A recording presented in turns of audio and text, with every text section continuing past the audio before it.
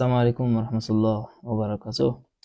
اليوم إن شاء الله غادي نبارطاجي معكم كواليس تصميم لي زابليكاسيون. اختاريت لابليكاسيون ديال اندرايف، عندها ديزاين صراحة واعر، هادي كيعجبني اليو اي ديالهم. دونك غادي ناخدو هاد التشالنج هذا ونديرو لي ديزاين فيغما ونشوف واش نقدر نطلع نفس الديزاين ولا لا. اول حاجة قبل ما نبدا الديزاين خصني ضروري ندير واحد الدراسة خفيفة على اللايوت كيفاش تخدم، يعني الريكورد، باش تقدروا تشوفوا الانترفاس ديال الاندرايف كيفاش داير. اوكي. آه، دونك كما كتشوفوا معنا الان هذه واجهة الاستخدام ديال الاندرايف. عندنا في الباك جراوند الخريطة، الماب فيها اللوكيشن ديالك فين نتايا كاين.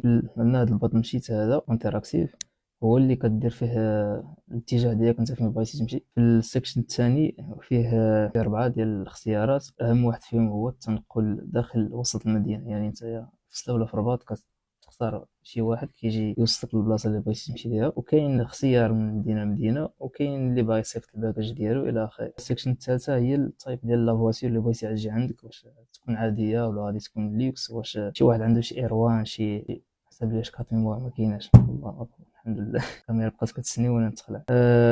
كاين ان درايف تاكسي.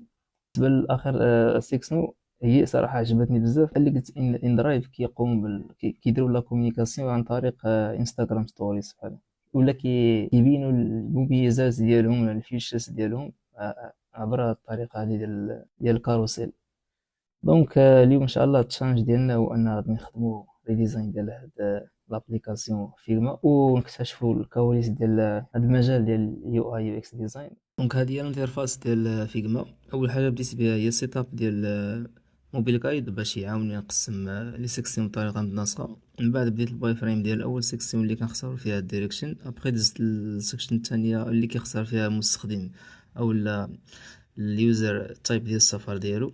ابخي القسم الثالث الخاص بوسيله النقل اللي غادي يختار اليوزر. واخر وحده هي اللي خاصه بالفيوتشرز ديال اندرايف. من بعد ما ساليت من الواي فريم دزت نيكست ستيب ديال الكابي والفيجوال ديزاين.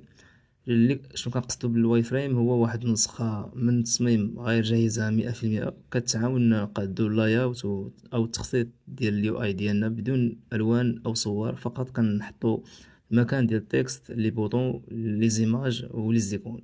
اون فوا ساليت من لادابتاسيون ديال التكست دزت لي زيلستراسيون خاصين بالسيارات. خديت لهم سكرين شوت من لابليكاسيون باش نحصل على لا ميم سايت، وعاودت جينيريتهم بفيغما اي اي وشات جي بي تي باش يبانو بريزوليسيون نقيه. بالنسبه لي زيكون خدمت بلايبراري ديال هيوك ايكون، احسن باك ننصح به، كيوفر عدد كبير ديال الايقونات باشكال متنوعه بزاف.